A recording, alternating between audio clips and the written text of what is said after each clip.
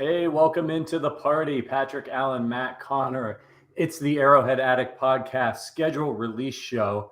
Matt Verderam, we here, will be joining us just a little bit later when this thing pops off. He's at soccer practice. He's coaching Maisie's soccer team. What a guy, right, Matt? Yeah, I mean, look, my son's now 8. I think Maisie's 4. We put my son in soccer at the age of 4.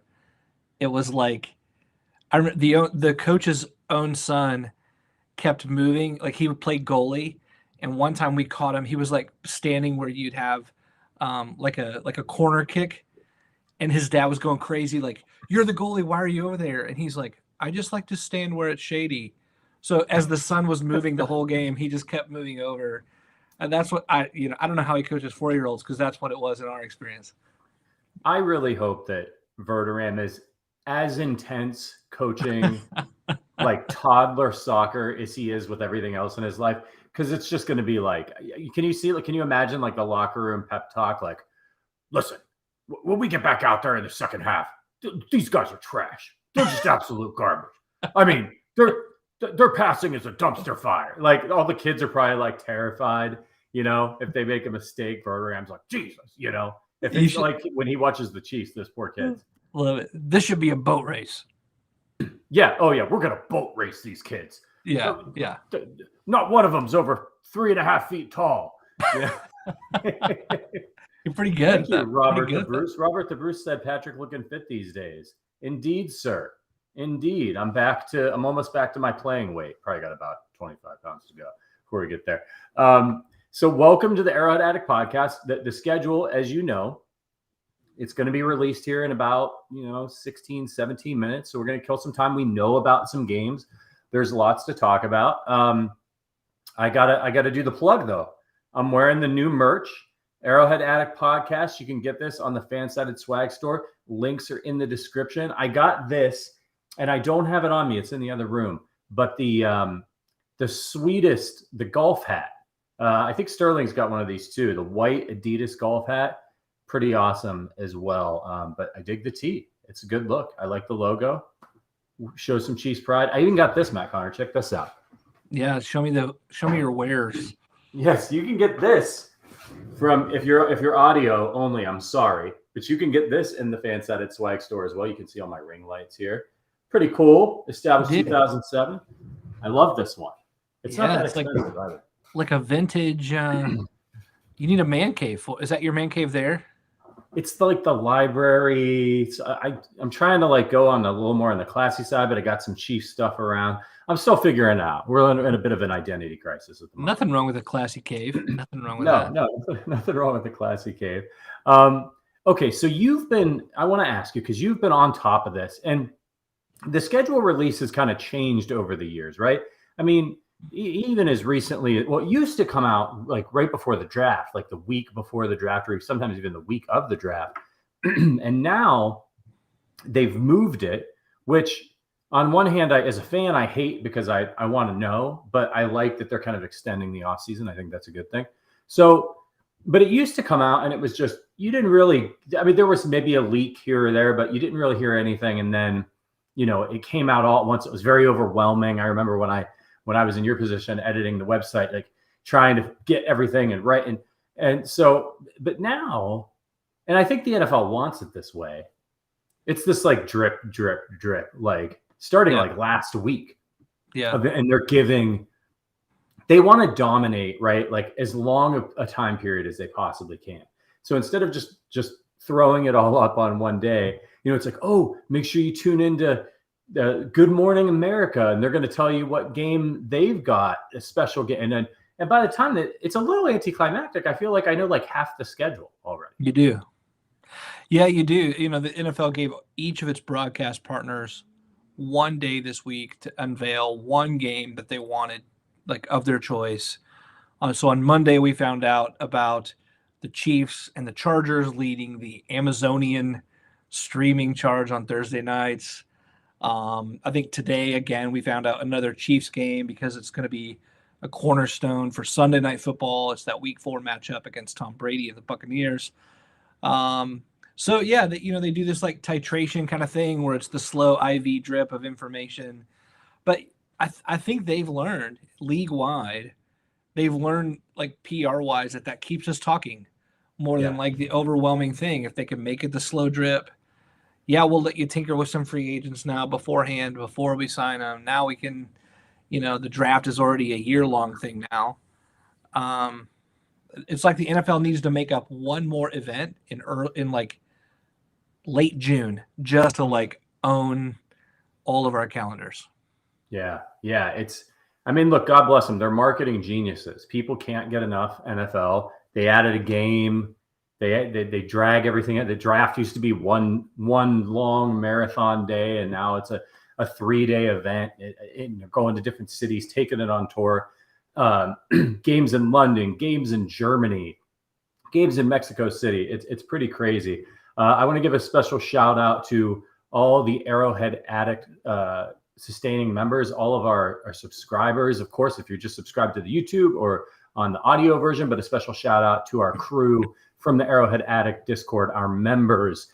There's information about that in the description if you're interested in hanging out with us. I was getting tips. Let me tell you how useful the Discord is. Okay, we've talked about it on the show. Like, yeah, we're talking Chiefs in there, and then it's times get slow. There's a movie channel. There's a beer. Like, we're talking about everything.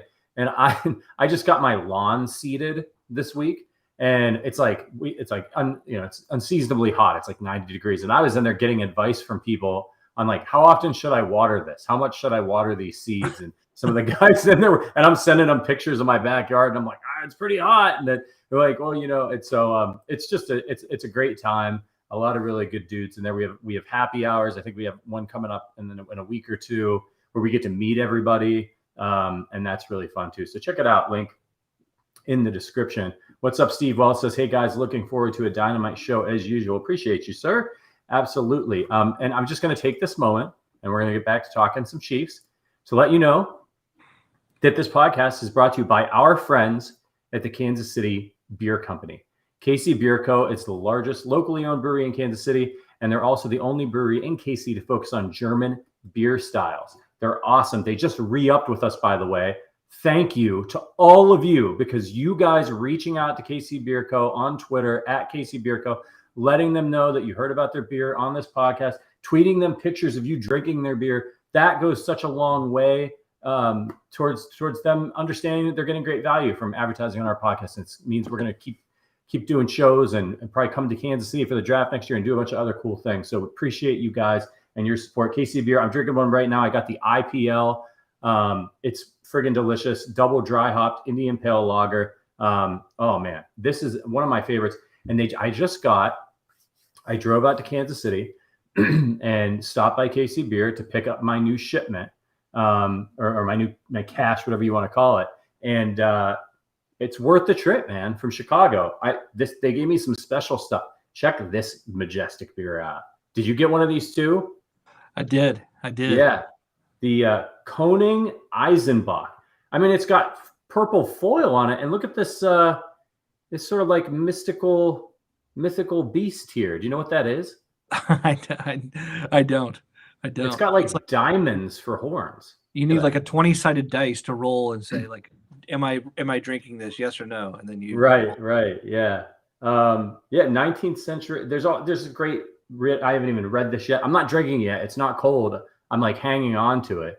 Cause I don't know, like maybe I should, this is like a Chiefs Super Bowl celebration beer or something. I think it's a commemorative piece, man. By the way, I love, hold on. Did you see this from Shelby? I did. Stoner? I was just going to say that. Go read it. Say it. Yeah, love seeing Shelby Stoner having KC Beer at my wedding this September. Two things. One, congratulations on the coming ceremony. That's pretty awesome. And what a great way. Look, if there should be anything at a wedding, it's German purity laws, right? So So we congratulations, Shelby. That's a great choice, both drinking wise and hope you have a great ceremony there. Yeah, the Germans won't come and arrest you for breaking their beer purity laws. Let us know if where you're getting married. You get married in KC, maybe we can come out and we'll do a live podcast from your wedding. From the stage. Yeah, if anybody be interested in that. I'm like half dead serious, Shelby. Just give us a shot. I'd Slight like to note. go to Kansas City. Slight note. I'm ordained to do that stuff. If I you am need too. someone to officiate your wedding, I can do it. Universal Life Church? No, but I've done dozens of weddings. I can do this. I know. Maybe we can all do it. The whole crew will marry Shelby. Okay, let's talk a little bit of Chiefs. So as I said, we know some of these games. We know all the opponents. So I'm gonna start us off, and we're about 8 minutes out from the schedule releasing officially. And I'm gonna go through, and I'm just gonna read to you guys the list of opponents, home and away. If you're not aware, the way that the NFL schedule works, a lot of people you hear a lot of noise about it's a first place schedule and how's that work? It's actually very simple. Every NFL, it's almost all set except for it used to be 2 games, now 3 games. And the way that it works is the Chiefs play each division in the AFC, and they play the divisions in the NFC, and it just rotates. Okay, and then when they're not, whatever divisions they're not playing, that whole first place, second place, third place schedule thing, whatever division they're not scheduled to play that year in the AFC, they play the team that finished in the corresponding spot in that division that they did. So if they finish in first and they're playing the AFC North, then they're going to play the first place team from the AFC East and the South, right? Essentially is how it works. So it rotates through, and now there's this extra game, and they do that with an NFC division, basically same deal. So we know who they're going to play. So the Chiefs at home, they're going to be playing the Buffalo Bills, the Broncos, the Jacksonville Jaguars, the Raiders, the Chargers, the defending Super Bowl champion Los Angeles Rams, the Seattle Seahawks, and the Tennessee Titans. And on the road, the Arizona Cardinals, the defending AFC champion Cincinnati Bengals, the Denver Broncos, the Houston Texans, the Indianapolis Colts, the Las Vegas Raiders, the Chargers, of course, San Francisco, and the Tampa Bay Buccaneers. Now, remember, the Chiefs have an extra away game this year because of the 17th game. It just flip-flops from AFC to NFC. So last year, the AFC teams all got the extra game, and next year, they got to go on the road. It's just the way that it works. It sucks. Same number of games at Arrowhead, but one less than last year. What do you think of what is that? They're saying the Chiefs have it's a top 10 difficulty schedule based on last year's records, right? Based on last year's records, but that's a pretty lazy. Think of this. Think of Seattle going off last year's record when they don't have Russ Wilson, which then think of Denver going off last year's record when they do have Russ Wilson. The whole thing is kind of a sham. What I do love is I think a lot of you out there probably are familiar with Warren Sharp, right? He's for anyone who's into analytics, anyone who's in NFL Twitter, Warren Sharp's analysis is a pretty common follow. If you don't know Sharp's stuff, it's definitely worth looking up, subscribing. He's really tremendous. Sharp came out this week with his strength of schedule, and the Chiefs are number 1, and it's not even close. Like it goes by this curve, and then the Chiefs are just way off on the end of they have the hardest. And his strength of schedule is using Vegas's win projections for this year. So it feels more accurate. It's definitely responding to the offseason changes that have taken place around the league. So last year, the Tennessee Titans looked huge because they were the number 1 seed. Now they drafted Malik Willis. You got a little bit of maybe quarterback controversy. Derrick Henry is older, coming off an injury. They traded A.J. Brown. Is anyone really taking them as seriously as a number 1 seed? Yeah. And the Chiefs play them. I think they play them at home, right? So, those kinds of changes are what's different from the quote regular strength of schedule that you see versus something a little bit more accurate, I think, and I prefer Warren Sharp's. The downside there is that Sharp says, hey, look, no one has a tougher gauntlet than the Chiefs this year, and it's not even really close. Yeah, and look, that's a bit of their own making. When you're successful, you have to play tougher teams. The AFC West is looking really strong on paper, and then you got to play a team like the Buffalo Bills, who took the Chiefs to the wire in the AFC divisional round last year. that certainly jacks up their thing. Now they're playing the defending Super Bowl champions. That's just, again, the rotating schedules and all of those things. So it's tough. The 17th game makes it even harder, but you just don't know. You don't know what it's going to be like. So as we're about 3 minutes away from the schedule officially being released, we can get into one game that we know, week 1. This is confirmed. The Chiefs are going on the road on 9/11 at 3:25 Arrowhead time to play the Arizona Cardinals. How do you feel about that game as an opener? They're a solid team, won a lot of games recently. Kyler Murray's talented quarterback. Is that one that worries you? First game of the season, kind of a tough test with a lot of new faces. Yeah, in one way, we're catching the Cardinals at the right time because DeAndre Hopkins is suspended for the first several games of the year. So you have the Cardinals, lacking there. At the same time, the Chiefs are also going to be one of the younger teams. We've talked about this on the podcast before. I think all of us have, that the Chiefs defense is going to be radically different at the end of the year. As Karlaftis' first game versus 17th game, or Trent McDuffie's first game, and I think there's going to be a lot of adjustments there. So I think it's going to be a little bit tougher that way. We're learning how to play with no Tyreek. They're learning how to play with no DeAndre. The most interesting storyline might be Cliff Kingsbury against Patrick Mahomes and sort of the fun reunion / matchup that will be. So should be a good game. What the downfall, the maybe disappointing side, or maybe depending on how you look at it, remember all this week the reports they turned out to be false, but there were rumors, hey, the Houston Texans are going to open the season against the Chiefs. And everyone was like, oh, good. It's like a cupcake. And then that Thursday night showdown with the Chargers. Yeah. And then now it's like, oh, turns out that was a complete, hoax. And then now it's now we'll save that till late in the season. So, yeah, should be a tough first month. That's for sure.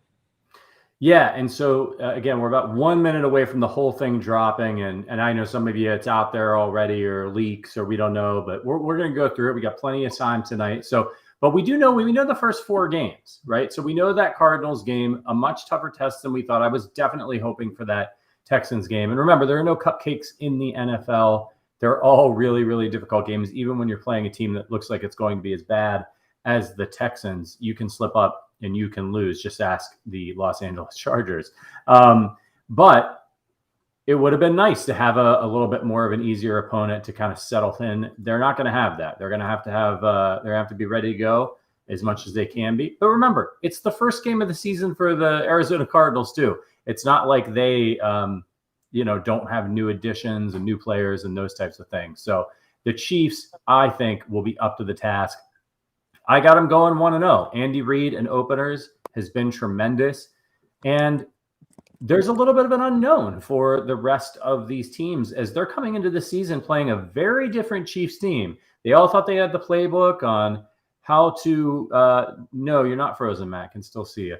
I should have just let Richard answer you, our producer. The Chiefs are very different. Everyone thought they had the playbook on how to beat the Chiefs and playing the shell coverage of taking away Tyreek. This is going to be, I think, fun for Andy Reid because if the offense is sharp, if they have a good training camp, they're really going to be able to do some damage there early in the season while teams are trying to figure out, boy, what's this new offensive scheme? So the element of surprise is a little bit in the Chiefs' favor. Not week 2, the Chiefs are back at Arrowhead and to open the season. So 9:15, it's a Thursday night, 7:20. Against the Los Angeles Chargers. So it's rough, man. I mean, you got that first game of the season, and then you got a quick turnaround. And as Matt Verderam joins us, how you doing, sir? We had a debate. We wanted to know, are you as intense coaching those little kids playing soccer as you are with everything else? No, I am the complete opposite. Although it actually got canceled today because everybody's gone soft and it's 90 degrees out. And God forbid we play a 30-minute soccer game in 90-degree weather. Might as well schedule the damn thing for Christmas. No, it's you have to just have fun with it. They're 4 and 5, so I am the complete opposite. I encourage everybody and have fun, and it's a good time. I'm really happy I'm doing it. Have you told the kids at least once that the other team was trash and that they were going to boat race them? No, but I have instructed them that the goal here is to ruin the other goaltender. Like just kick the ball at him as much as humanly possible. So Love it. Look, I mean, you do have to try to score goals, right? I mean, I don't care if they win or they lose, but hell, you got to kick the crap out of the soccer ball. I love it. It's fun. They're good kids. So we were just going in. The thing's supposed to be dropping. I don't know if it's hit one of the major websites yet. I know Matt Connor's monitoring that. We were just talking about week 2 and the tight turnaround that the Chiefs have going on the road to take on the Cardinals. And yeah, they're coming back to Arrowhead, but it's a short week early in the season while you're still trying to gel at Arrowhead. Of course, the Chargers have the same task, and they've got to go on the road, which is always tough. What's your take on that game, Verderam? Is there a little bit of is this a good thing for the Chiefs to get this Thursday game out of the way early in the season and that it's at home? Or do you not like it so early in the year with not a lot of continuity?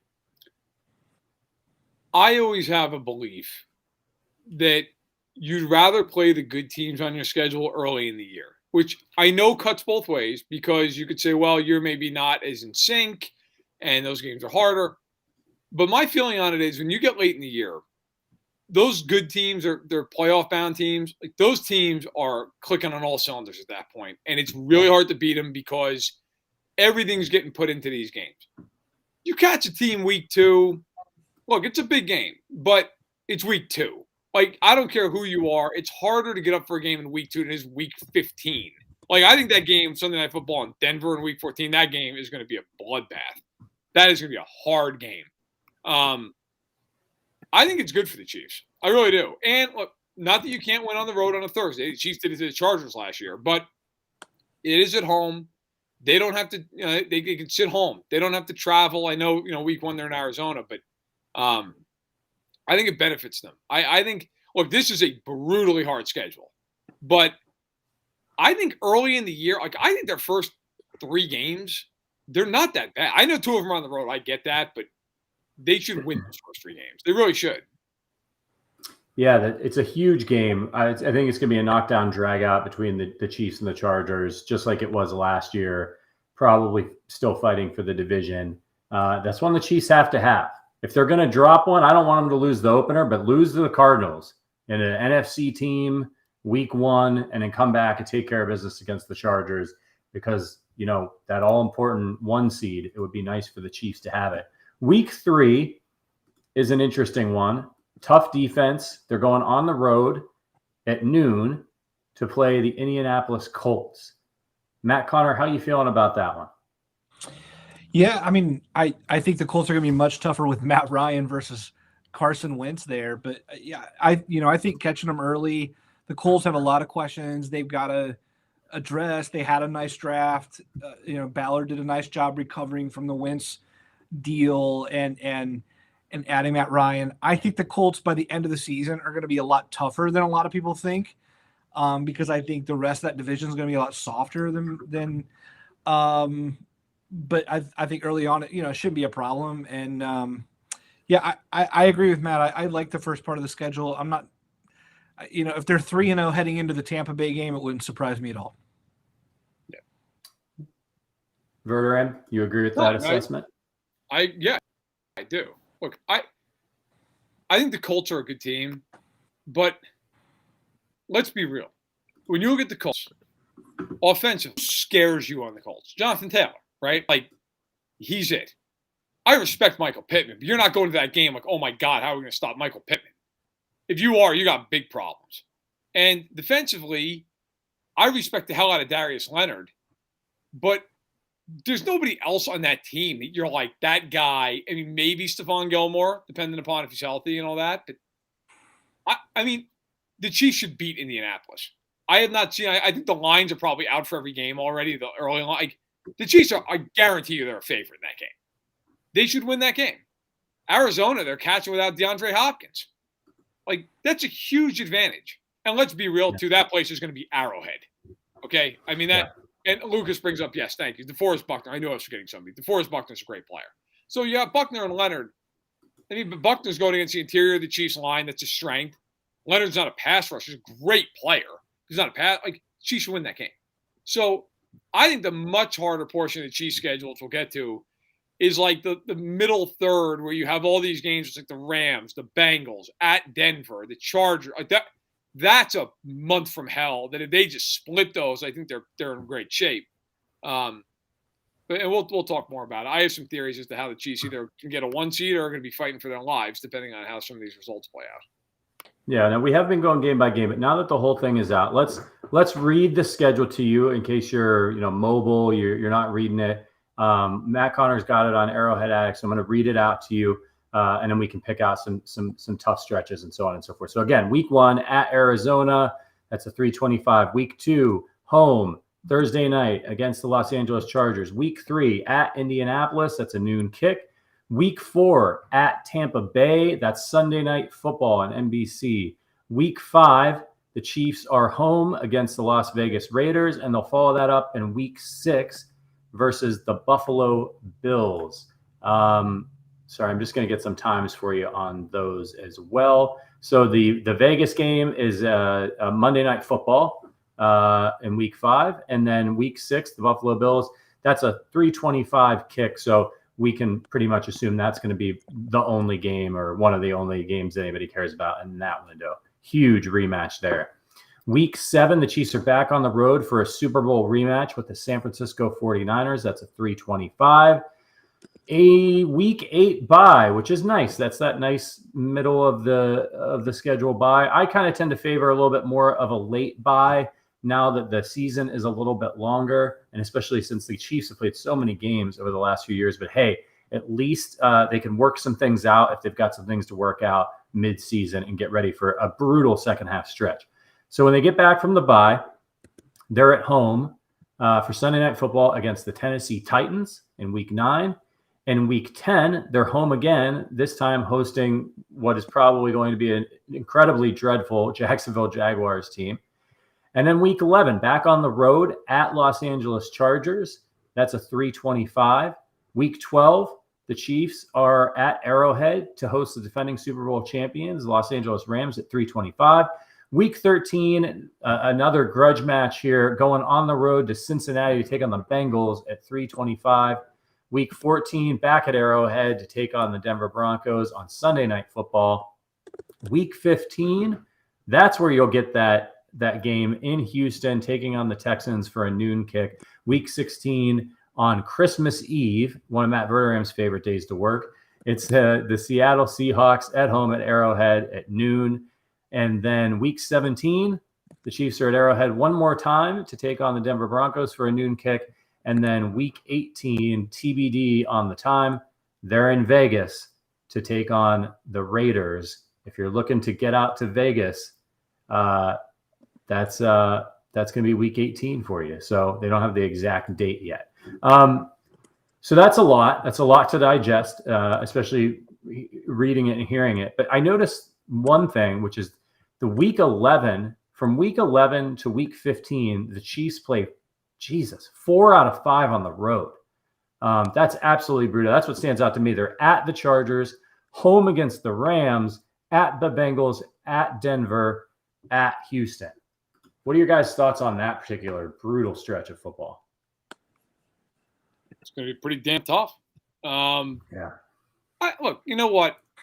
I think for the Chiefs, the reality has to be this year, you're going to play a lot of really hard football games. And look, that stretch is the toughest. The only game at home is against the Super Bowl champions. Now, one of those games on the road is Houston. If they can't win that game, just pack it up and quit. But I really think with the Chiefs, look, the overarching takeaway I have is this is the first year they're going to be playing 9 road games. So you're going to have some stretches where you play a lot of games on the road. It comes in that stretch you just talked about. And then it also comes in when you play 3 out of 4 on the road to start the season. However, in the middle of the season, they're almost home, save for the 49ers game. They're home for like a month and a half straight. They're home for a lot. And John, it's not 10 and 7. It's 9 and 8. They have 8 home games, 9 on the road. But I guess I just kind of feel like, first of all, maybe some people haven't been following along, but it's been known who they were going to play for ever. I mean, really since the end of the last regular season. So none of the opponents are surprising. I think in the end, The Chiefs actually, I think, have a pretty advantageous schedule in the last 4 games of the year. I mean, you have Houston, who you should kill. You then have Seattle at home, who you should bury. You have Denver, who's good, but at home. You should win that game. And then you have the Raiders, who, I'm sorry, until the Raiders ever beat the Chiefs in any game that matters, the Chiefs should beat the Raiders. So, as far as I'm concerned, first 3 games, last 4 games, like it's not bad. Like the Cardinals and Colts and the Broncos and the Raiders, like listen, it's not a cakewalk, but they're going to be favored in all those games. And they're going to be favored in all 7 of those football games. So to me, and again, we'll get into the more macro version of this, but to me, the big thing is like you have a tough schedule, but with that, you have a lot of control of your own destiny. You play the Bills. You play the Bengals. You obviously play the 3 teams in your division. You play Tennessee and Indianapolis. Like, you want to be the 1 seed? Awesome. You got all these teams on your racket. And the Bills are at home, and the Titans are at home. Go beat them. I mean, I think if you're the Chiefs, like, yeah, it's a tough schedule, but the flip side of that is you control your own destiny. You don't have to worry about some other team beating these teams. You can do it. And, you know, that ultimately, that responsibility, of course, falls on them. Yeah, it's pretty. I gotta say, it's maybe one of the harder Chiefs schedules that I've ever seen. I mean, we already knew that they were going to be playing a lot of really talented teams, but just the way it shook out for them. And you're right, Ferdinand. They do have that nice stretch from week 5, home against Vegas, home against the Bills, at San Francisco, a bye, then home against Tennessee, and home against Jacksonville. That's their really sweet stretch. I mean, there's some tough games in there, but they're home. There's a bye week in there. That's a really nice stretch. And after that, it just gets brutal. I mean, from week 11 to week 18, they're at Arrowhead only 3 times. So for those of you who don't like the very, very cold games at Arrowhead, this is the schedule for you because there's only a few games really, really late when it gets really cold. And for, a team like the Chiefs, they're in Houston in week 15. They'll be in Vegas in week 17. They've got a chance to finish really strong. And if they can just kind of weather the storm there in the middle of the season and the beginning of the season, I think they'll be in a good position. I don't think any of us think that they're not making the playoffs as long as Mahomes is healthy.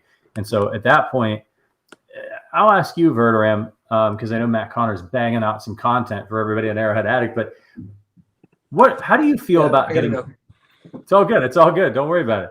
How do you feel about getting battle tested during the season? I mean, sometimes you get this weak schedule and you don't see some of those playoff teams at all. And then you get into the playoffs and you got to kind of really buckle up. And this, I mean, the Chiefs, they could be playing, they're playing really great teams, both in the NFC and the AFC. I mean, they could be playing the eventual Super Bowl opponent and the AFC Championship opponent during this season. Look, it's going to be difficult, but I think there's 2 ways I really do. I think there's 2 ways of looking at this. And one way of looking at it is, this is battle tested is an understatement. They're basically going to play the playoffs before they get there. It's incredible. Yeah. The flip side of that is, I think sometimes as fans, you have a tendency to look at a game, and like if you're Kansas City, right, and you go, man, Tampa, week 4, that's tough. I got news for you. In Tampa, they're like, man, shit, week 4, that's a tough game. I mean, it's tough for these other teams too. Like I tweet about this because the Chiefs and the Bengals are the 2 toughest schedules in the AFC. And it's like, yeah, but those teams have to also play the Bengals and the Chiefs. To me, all the strength of schedule stuff is so overrated because it's not like your level of difficulty changes in the term of like, okay, look, yeah, it's a hard schedule. I'm trying to think the right way to word this. But if you're better than the other team, like, who gives a shit? I mean, if you're better than the Cardinals on paper, you're like, oh, it's a tough game. They're better than them. They should beat them. I don't care if the Cardinals are a good team. What is the difference if the Cardinals went 10-7 or 8-9 last year? You beat them. Yeah. You're better than them. Like, go win the game. When the Chiefs play the Colts, I respect the Colts. They're a good team. But if they went 9-8 or 7-10 last year, what's the difference? They're better than them either way. Like, it doesn't matter if you win by 3 points or 13 points. You win the game. It's not like college football. You have to worry about the rankings. You win. Yeah. So the other part of this too, and this is way more true for me in the AFC and the NFC this year, because the NFC, I think there's like 3 really good teams. Everybody else is But this is going to come down even more than normal to injuries. It just is. Like, who's healthy? Who catches a break or two? Like last year, let's be real. The Chiefs caught a huge break. Aaron Rodgers had a COVID-19 restriction and couldn't play. They got Jordan Love. They probably would have lost that game the way they were playing at that time. They got Jordan Love. They won the game. Sometimes you just get lucky. I mean, that's just the way it is. In the time before that, when those two teams played, the Chiefs didn't have Mahomes. So it sometimes it just depends. Like, what if the Chiefs happen? Now, they don't play Denver till late in the year. They don't play them at week 14, then week 17. Well, what if Russell Wilson is out for one of those games? Maybe that's the only game he misses all year. Well, that swings the whole thing. I think ultimately so much of this is just, you look at it and go, all right, I mean, who's healthy? Who's not? What's the weather situation like? Like that game in Kansas City on New Year's Day against Denver. You might get a 50-degree day. You might also get it where it is brutal and it completely affects the game. So it's a hard schedule, but ultimately it doesn't change my opinion of them because I still think they're better than 90% of teams are going to play. Like in the end, in some ways, honestly, with them, I almost feel like they get bored when they play teams and it turns into like these weird, like the Giants last year where they got to hang on. They're almost better when they play a team that like really challenges them and they respect them. And I don't think sure, you'd love to play the Lions 17 times, but I don't think it's the worst thing in the world either.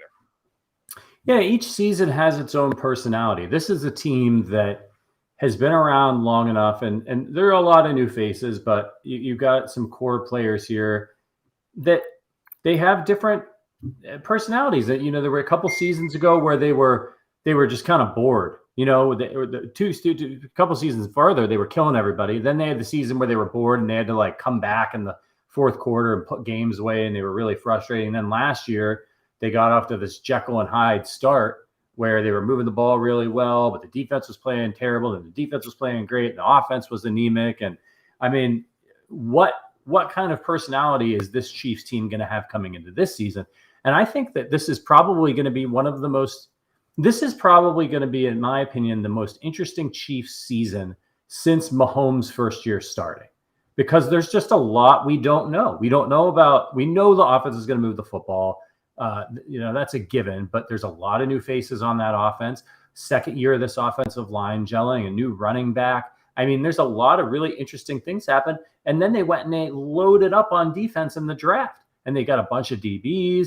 We got another year of Willie Gay, second year for Nick Bolton. There's a lot of really fascinating storylines for this team that maybe we didn't have a couple seasons ago. Yeah, I mean, this is a very interesting year, like you said. I agree with you. I think it's, and I know I'm like kind of being choppy right now. I'm trying to also edit and listen. I think this is a year of a lot of unknown with them. Yeah, you've never seen the Chiefs for a whole year without Tyreek Hill with Patrick Mahomes as their quarterback. You've never seen a defense where they have this many young guys who are going to play and play real snaps. And I include Bolton and Gay in that. I mean, Gay's a third-year guy, but really it's his second year playing real snaps. Bolton, it's his first year being the main guy as a linebacker. You're going to put Leo Chenal next to those guys, who is a rookie. He's going to play real snaps. You have Justin Reed taking over for Tyrann Mathieu. Say whatever you want about Tyrann Mathieu. He quarterbacked that defense. It is going to change. You have all of a sudden, maybe Melvin Ingram comes back, but even if he does, George Karlaftis, he's going to play real snaps. And Trent McDuffie is going to play real snaps. That is, of all the concerns I have, that's probably it. I just don't know early in the year what they're going to look like defensively. I honestly think as long as those rookies are pretty good players, they're going to be fine on defense second half of the year.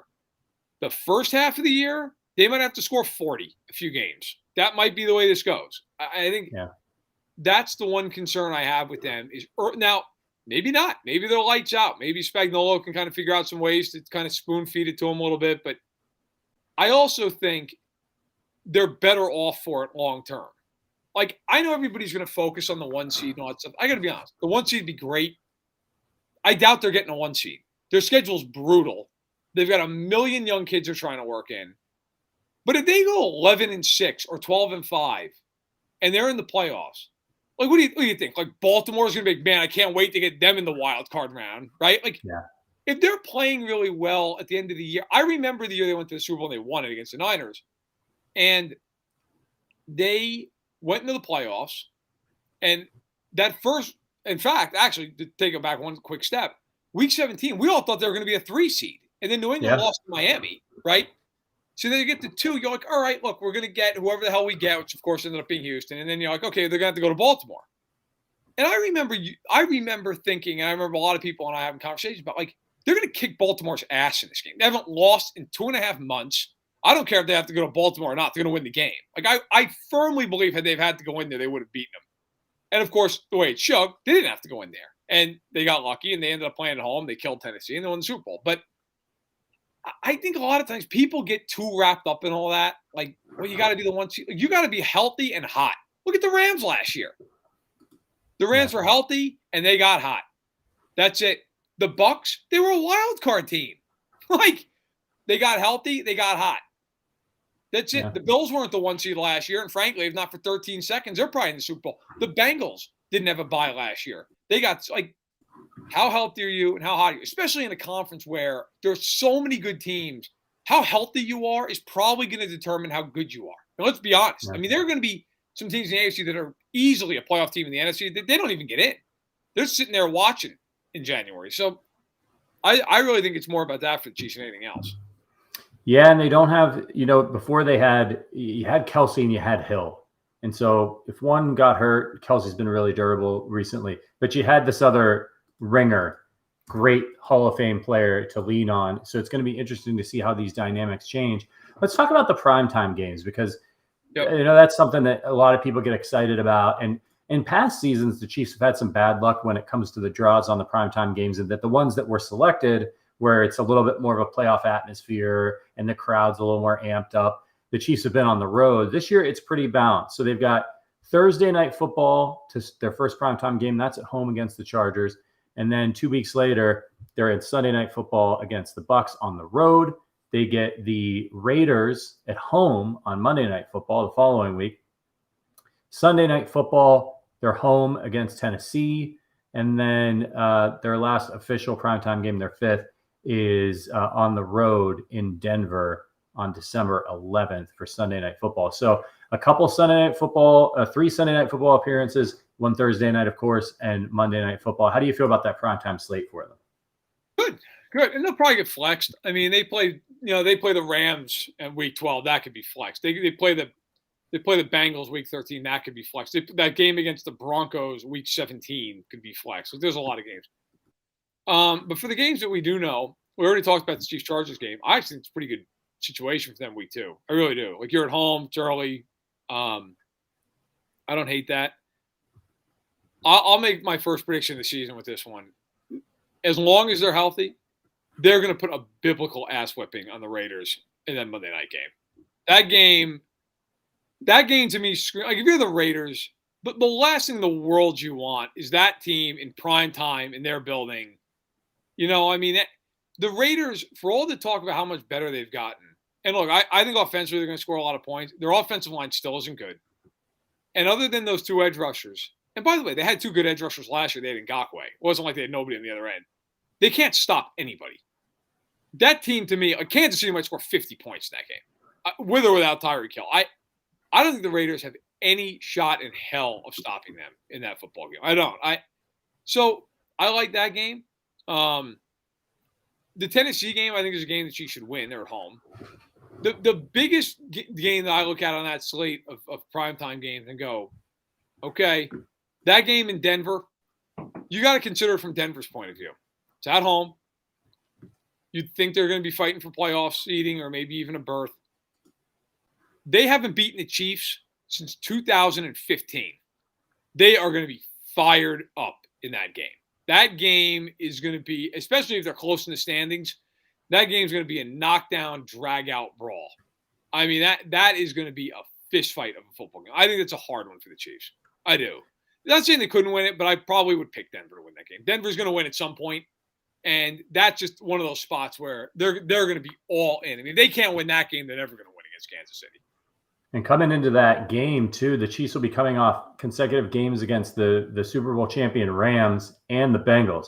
So I mean, you're talking about, you're going into that Rams game, you're thinking about, what could have been, and then you're playing a very emotional game against a Bengals team. A lot of bad feelings, I'm sure, on some of the Chiefs about last season for that game. And then you go into a key divisional matchup for the first time you're playing Russell Wilson in his new building. And he's had time. Remember, those two Broncos games are late in the season, week 14 and week 17. So that gives Russell Wilson time to settle in before he has to take on Mahomes and the Chiefs. So that's really interesting.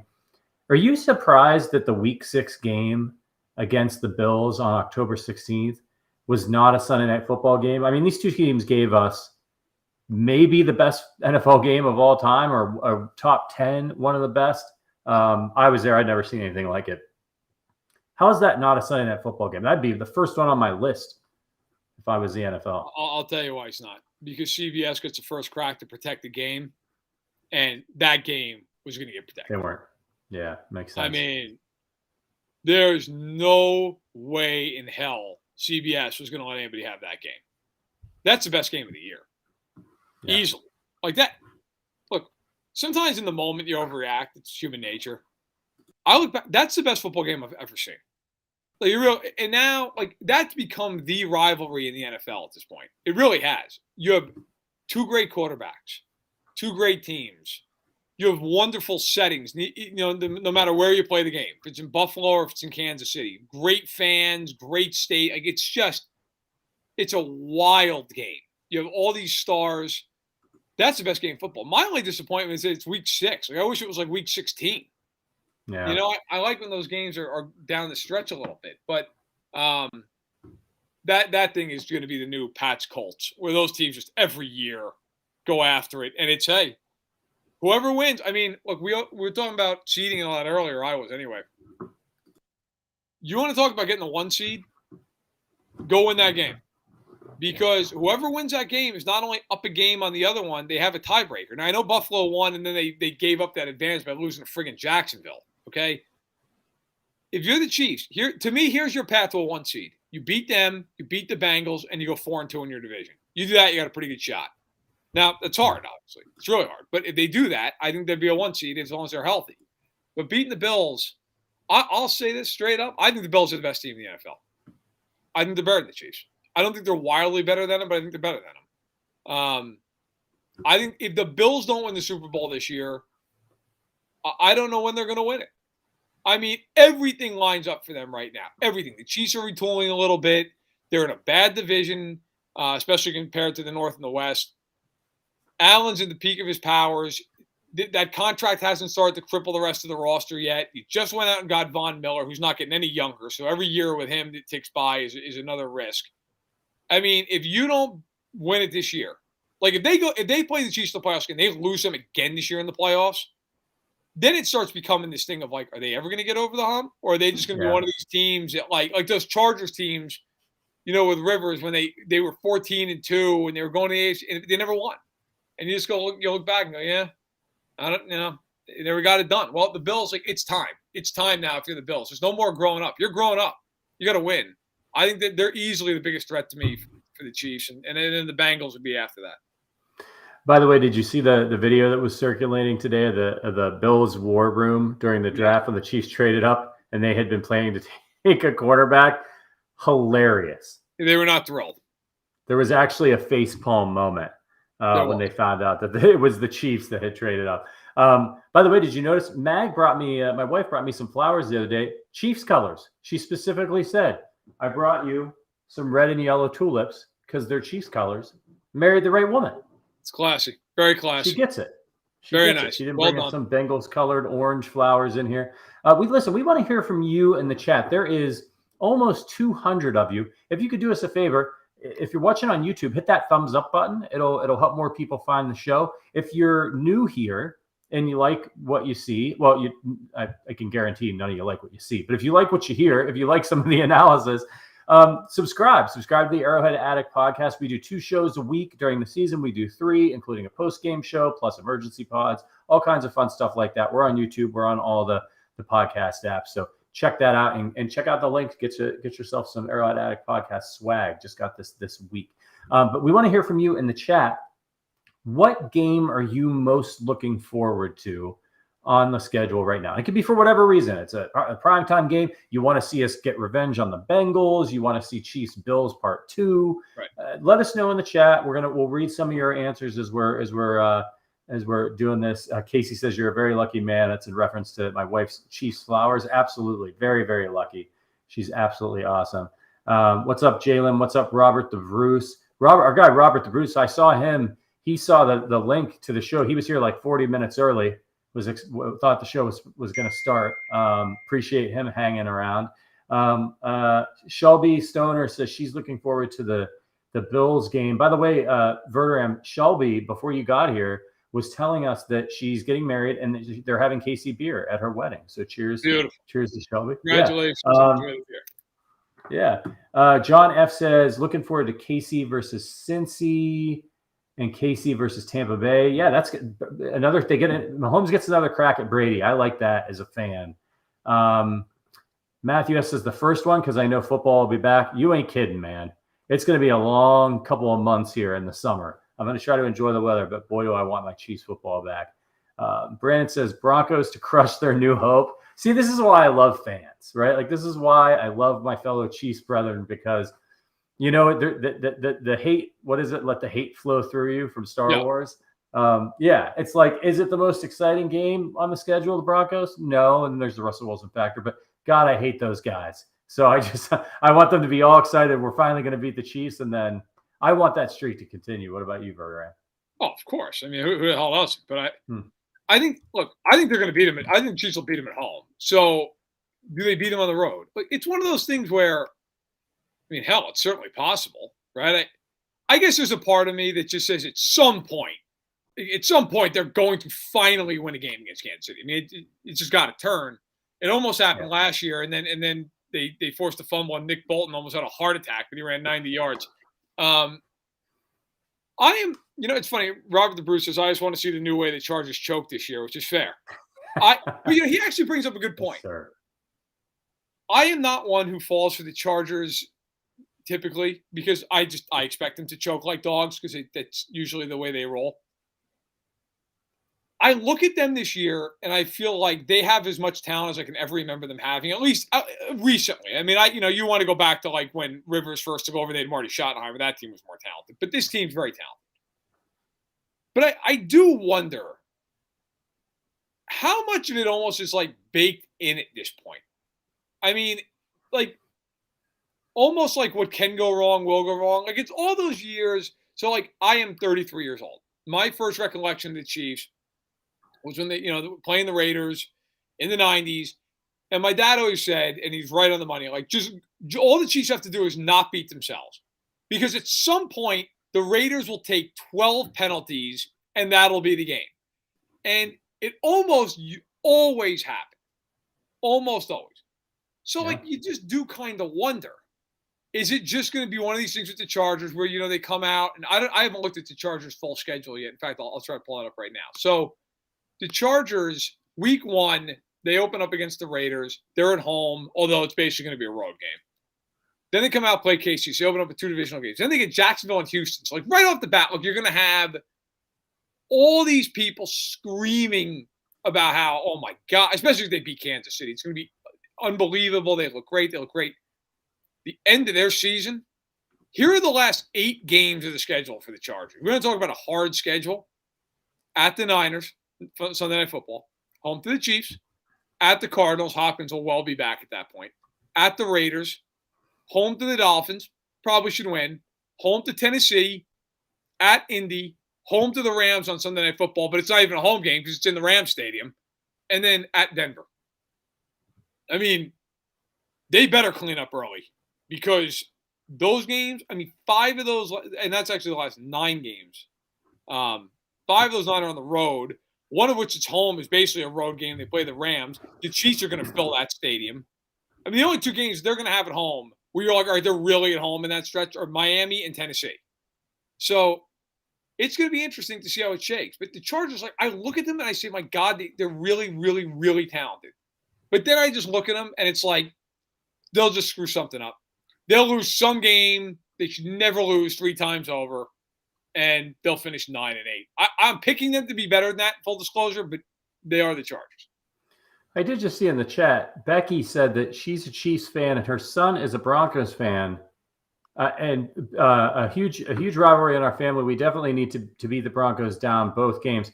Becky, look, I don't have any children, so I'm not going to be trying to give parenting advice here. But what happened?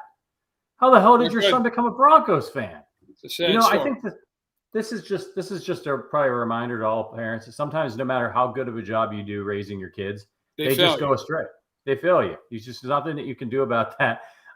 So here's an interesting thing that I saw on Twitter just now. And it's the number of primetime games each team has. And you know how every year there's teams like, the Cowboys, it doesn't matter if they're complete garbage or not. They're going to get a bunch of primetime games because they're the Cowboys. But I will say, I have to tip my hat to the NFL. And maybe it actually took both New York teams being so putrid, because last year we got ramrodded so many Giants games down our throats, and they were so terrible. The Jets and the Giants only have one primetime game apiece. That's it. It's a goose egg for Detroit. Detroit's got nothing, so we don't have to watch that mess. And I want to just tip my hat to some of the smaller and mid-sized markets out there. Of the teams that got the max 5 primetime games, Cincinnati, you got the Chargers, the Rams, Buffalo, Philly, Tampa Bay, Green Bay, Dallas, San Francisco, New England, Pittsburgh. Not sure about that one. I don't think they're going to be very good.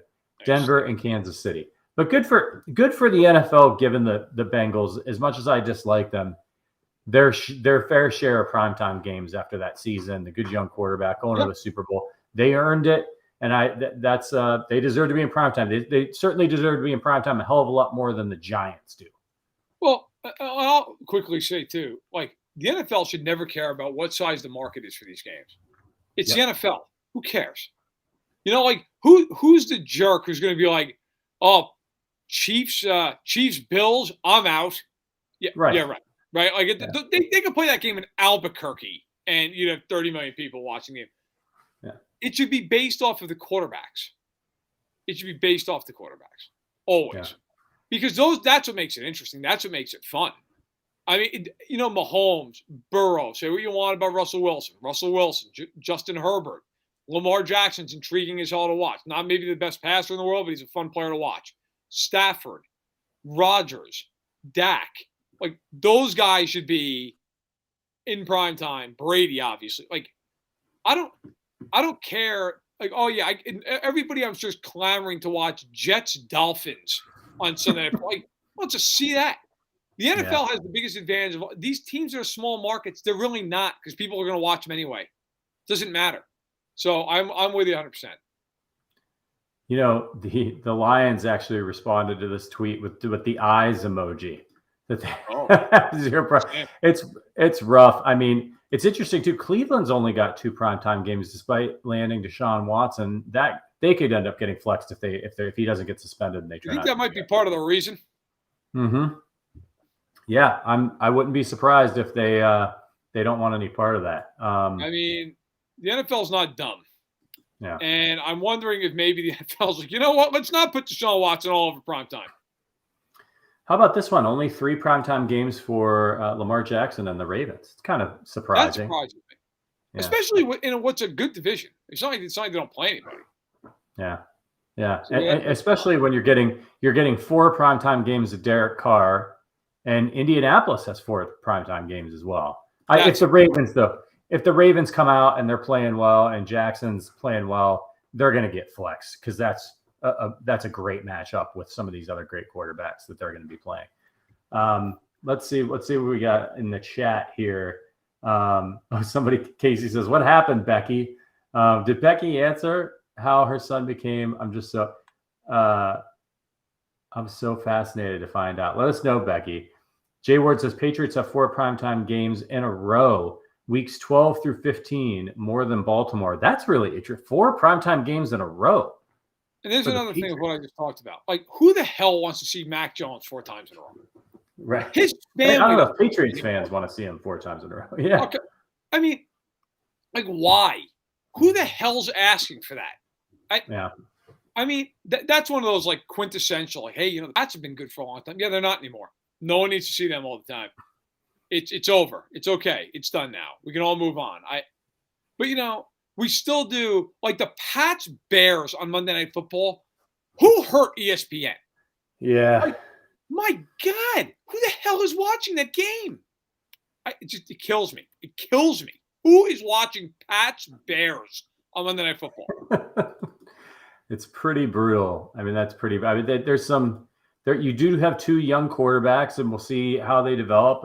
Justin Fields did not look great last year. Was not in a good situation, but yeah, I'm not signing up for that one. That's for sure. That's but going back to what you said, Robert the Bruce says Mac Jones hands off again.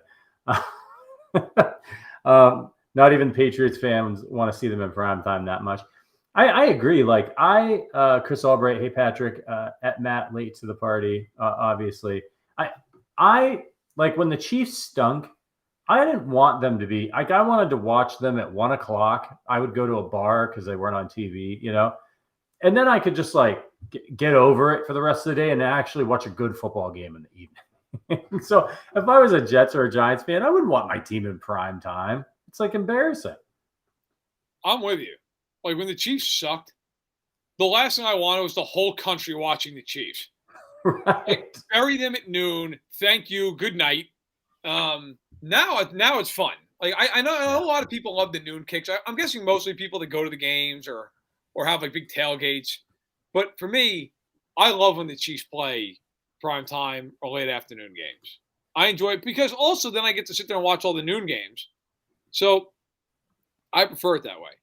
But yeah, listen, the Chiefs, if you love noon games, the Chiefs are not the team for you right now. They're not going to be playing many of them. So it works out. I mean, for the Chiefs, I think in the end here, look, they've got a tough slate, but when you keep playing those one after the other, those first place schedules, well, you're going to have a lot of really good teams on your docket. And what does that mean? Well, it means a lot of late kicks, primetime kicks, all the rest of it.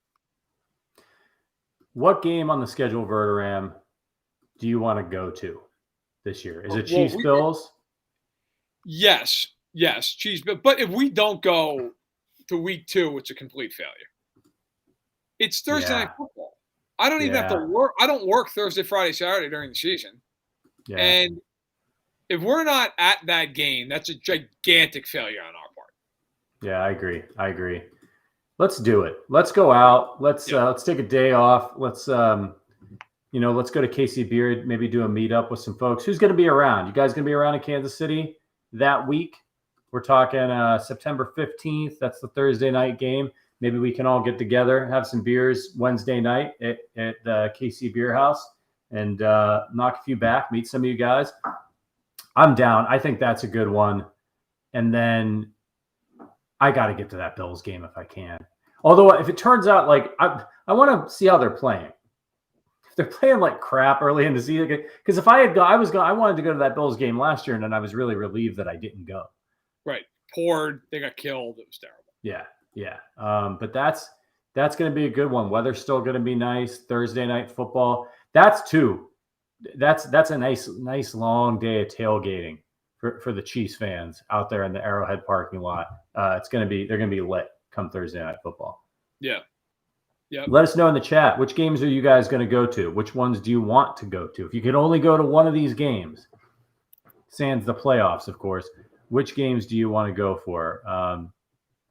Lightning delay in the game as well against Buffalo. That's right. That pissed me off too, because we do the show afterwards. And that's another thing we got to look at here, Verderam. How much sleep are we going to lose doing our after shows this year? Quite a bit of sleep. I'm up to a lot of late anyway. Yeah, it's a lot of late games. The end of the season, though, the noon games against the Texans, the Seahawks, the Broncos. There'll be a little bit of a reprieve there after we put our work in. Jay Ward says he wants to go to Week 12 versus the Rams. Interesting. What is that? Morbidly obese wants to go to Chargers, but in LA. Not Not bad. Not bad. You could go to both of those games and then enjoy nice weather in both of them since it's an early game. Paul DeSantis says, I think Monday night versus Vegas is when I will try to go. That's a good one. Good call. Yep. John F. says, I was a season ticket holder for years, but these days I like loafing on my sofa and avoiding the crowds. Fair point, especially with the old COVID going around, which I've still managed to dodge. We'll see how long that lasts. Evan Warner says, I want to say the Bills, but also don't want to go across the country to see them lose. That's the hardest thing. I've had such good luck when I've gone to Arrowhead. I've never been there and they got killed. So I never had to spend a bunch of money and travel out there. And I've gone, and you and I have gone together and seen them lose to the Raiders, and that was really frustrating. But they beat the Raiders. We saw them lose to the Chargers. Chargers. Was it the Chargers? Yeah, that's right. Yes, that's right. That disaster of a football game a couple of years ago. Yeah. We froze our ass off at that Raiders game. I've never been so cold in my entire life. I bought a blanket. Didn't matter. Yeah. I had $100 worth of like undergarment gear, whatever the hell you call it, like on the long underwear. Oh my God. It was worth it though. They won. Screw it. I would do it all over again. Man, it was cold as hell. Yeah, it certainly was. Let us know what games you guys want to go to. What should we? Vegas is the best call, says Casey. Yeah, that's the thing. That's where you can get into real trouble. You're going out there to see the Chiefs. It's Vegas. You know what those games can be like. Let's see what we got here. Jalen says, I would like at Tampa. That's a good one. I feel like that Tampa game is going to be kind of underrated on the schedule because we're a little bit removed from that rivalry. But how do you feel that one's going to go for the Chiefs, Verder? Are the Chiefs, is Mahomes going to get the best of Brady again? That's a tough one. I'm gonna go Tampa on that one. Look, they're at home. I don't know that Brady's going to have a hard time going after that secondary, especially early on in the season. On the flip side of that, the Chiefs can protect Mahomes this time around, and I can see him going nuts. But it's hard. It's hard. I feel like I know more about Tampa than I do about the Chiefs at this point because it's so early. Like, I think the Chiefs will be undefeated going in there, though. I don't think they'll have lost a game. But I think Tampa wins that game. I wouldn't be shocked the other way, but I got to give it to Tampa. They're at home. It was in Kansas City. I picked Kansas City. Yeah, Sunday Night Football at home, third road game and second in a row. That's a tough one for the Chiefs. I just don't know what to expect. I really don't. I know they're going to be good. I know they're going to score points, but how quickly does it come together? I think you're right that the defense will probably lag behind the offense early on in the season. How long do you think it's going to take the Chiefs to get in a rhythm on offense with all these new receivers? I don't think it's going to take the offense long at all. I'm really not worried about the offense. I think they'll be fine. I think they'll come out firing right out of the gate. I think it's going to take the defense a good third of the season. It's just the difference is, first of all, you have Mahomes on one side of the ball. You have a great offensive line. You have Kelsey. You have those backs. Like they all have known each other for years. The defense, to me, it's a lot of new guys. Karlaftis is obviously brand new. McDuffie's brand new. Bolton is not new, but he's new to his role of being like the guy. Chenal is new. Justin Reed is new. Stallworth up front as a D tackle is new. That's what scares me the most. And by the way, I'll toss in my father from the chat, or well, my own personal chat, as he texted me, chimes in with the game he would like to see most this year is when they go back to Phoenix in February. So that's his thought. But also, by the way, on a complete aside, the Thanksgiving Day games. Why doesn't the NFL have any class at all on Thanksgiving? Has anyone else looked at the Thanksgiving Day games? You're going to be eating as much turkey as possible to fall asleep. I mean, it's the Giants and the Cowboys. It's the Bills and the Lions. It's the Vikings and the Patriots. Like, hey, hope you survived, because here comes Cousins and Mac Jones on Thanksgiving night. You couldn't find anything better than that? Yeah. That's the same week the Rams play the Chiefs. The Lions thing has to stop. It has to stop. No NFL fan that is not a or maybe I'm wrong. They don't even lie. Yeah. Or any of you out there in the chat, let us know in the chat. Do any of you want the Lions Thanksgiving tradition to continue because they always have. And if you do, get out. Yeah, I don't understand it. So it's like, why do they keep doing it? Oh, the Lions always play on Thanksgiving. It's like nobody. If all the fans hate watching the Lions on Thanksgiving because they always suck, and the only people, and maybe only some of them, that want to see that game are Lions fans, why is that a tradition we have to stick to? It's not like the NFL cares about any other tradition. All the records and everything for the 16-game season, that's all out the window, right? You added a game. Like, so who the hell cares? Nobody is going to cry over the Lions not being on Thanksgiving. In fact, if you wanted to do the people of Detroit a favor, get them the hell off the TV so they can actually enjoy the holiday for once. Think about, okay, your life's hard enough. You live in Detroit. Now you've tacked on the fact that you're losing a holiday to watch this miserable team go out there and just get its teeth kicked in every year. Like, it's hard enough. You get 5 days of sun. You live in Detroit, and you lose a holiday. And not only do you lose the holiday, you're in deep emotional and psychological pain. I mean, that's almost like a cruel and unusual punishment at this point, that you're being forced to watch this crap. It's incredible. According to a quick Google search, the Lions are 37, 42, and 2 all time on Thanksgiving. It's not good. It's not good. It's actually better than I thought. But because early on they were really good, like the 50s. Right. All right, everybody. Look, we got to get out of here.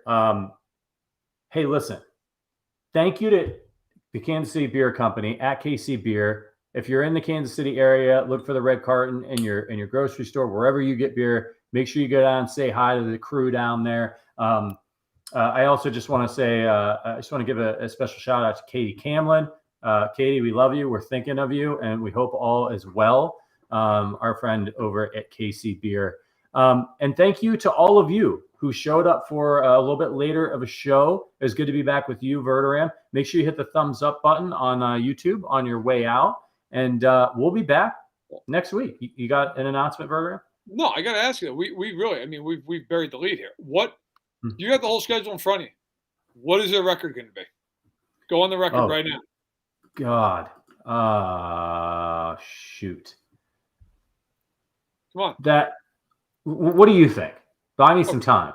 Okay, I'll buy you time. So I will also use this quickly to tease that every year, this day, this night, I put out what I like to call the opus, which is I pick every single regular season game and I go all the way through the playoffs, all the way through the Super Bowl. I picked Super Bowl champion, and I've done it again, and it's going to go live in about a half an hour.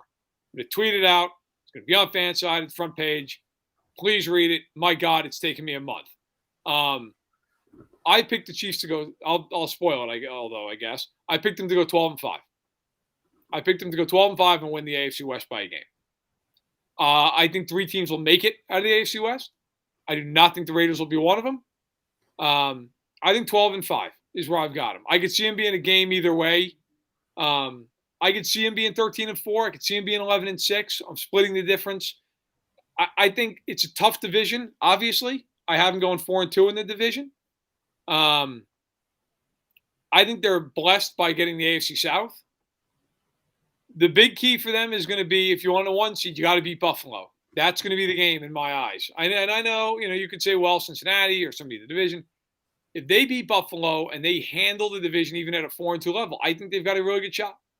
But I'll go 12-5. I think that feels right. That feels like where I think they'll end up. I'll go 11-6.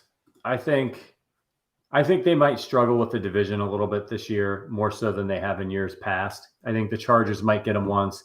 I think they might drop one to either the Raiders or the Broncos. All those teams are formidable. It's division. They know you pretty well, despite some of the new pieces the Chiefs have.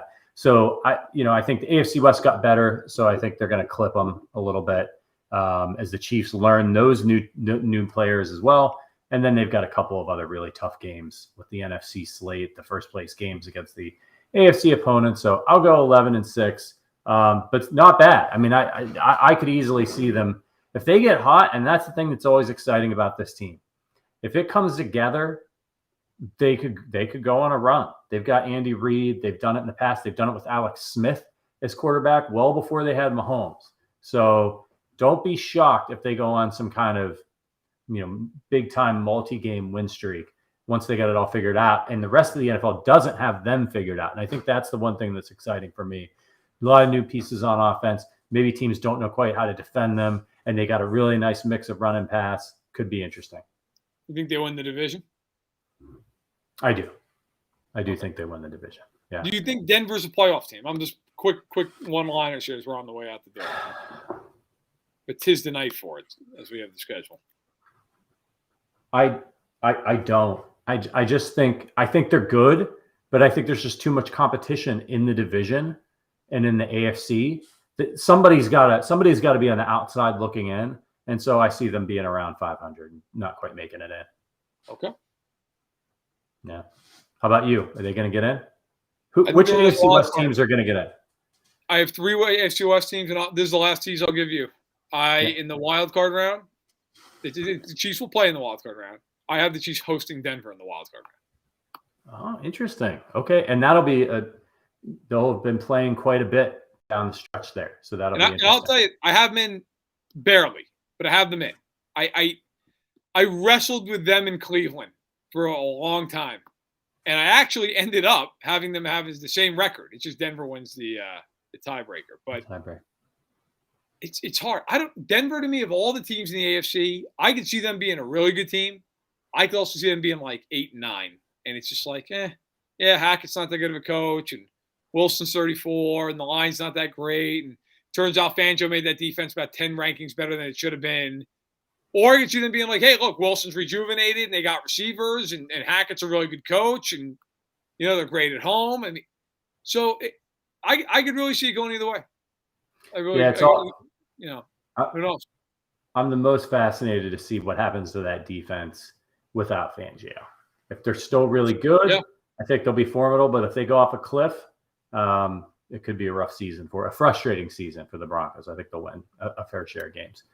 All right, everybody. With that, we will wrap it up at 1 hour and 18 minutes and 20 some odd seconds. Thank you so much for watching the Arrowhead Addict podcast. We will be back on Tuesday with Matt Connor and Sterling Holmes, and on Thursday with myself and Matt Verderam to talk some more Chiefs as we head into the dark days of the offseason.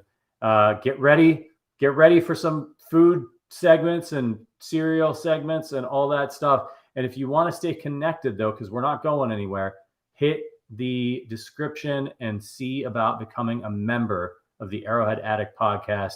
Keep the conversation going with us in the Discord.